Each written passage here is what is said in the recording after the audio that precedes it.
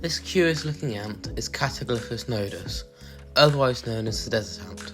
She can be found running through the hot sands in Greece, Turkey and across the Sahara Desert. Her long legs perfectly adapted for darting across the hot sands in search of bugs and small mammals that have died or are near death because of scorching temperatures. Thanks to her long legs and fast zigzagging foraging patterns, they can avoid touching the hot sand. They can survive temperatures up to 50 degrees, which is the most out of any insect.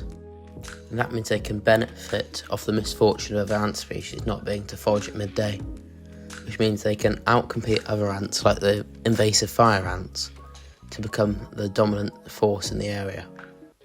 Cataglyphis nodus potentially has the most interesting and intelligent foraging pattern of any ant species.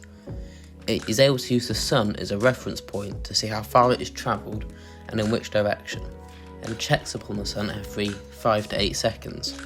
And this is particularly amazing when you think each one of its foraging excursions can last from 15 minutes to an hour, and it can remember every single direction change and then retrace it and find its way back to the nest.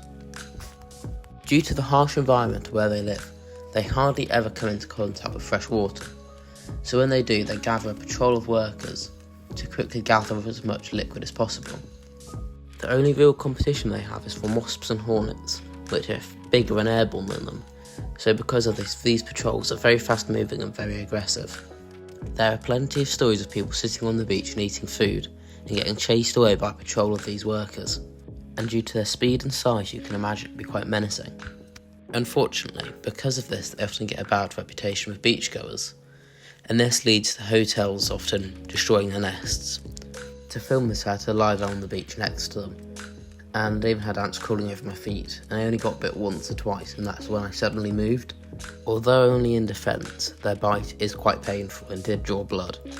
They are also quite polymorphic ants, and have a big size difference between the majors and workers, the majors often being twice the size of the workers. Because of this, when I was filming them, I often didn't notice the smaller ones, but I still got some footage of them, and as you can see, they're just the same as the larger workers. These ants also love their sugars, and the first actual footage I got of these ants was when I was playing tennis and knocked over my drink can.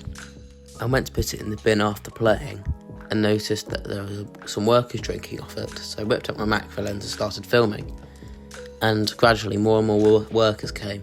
But unfortunately I had to leave, so I tipped the remaining contents of a drink out onto the floor, and the ants just kept lapping us up. Although not unique among Cataglyphis nodus, their threat display is still interesting. To warn off any attacker, they will arch their gaster over the top of their body and spread their mandibles before either running away or charging at you. I do find it quite funny to see this, as they're so small compared to us, but they're so brave and cocky. Before I end this video, I'd just like to say thanks for watching all the way through.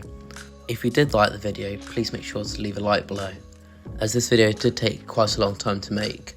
And if you'd like to see more videos like this, or short form videos, go follow me on Instagram. My name is still the same, it's Farley's Ants. I won't be making too many more mini documentaries / fact files on this, as there isn't that many species in the UK to do it on. But whenever I go abroad, I will be making more. So a lot of the longer form content you can expect on this channel will be about my colonies, like my Nicobarensis, Tetramammon bicarnatum, and so on. So thank you for watching, and goodbye.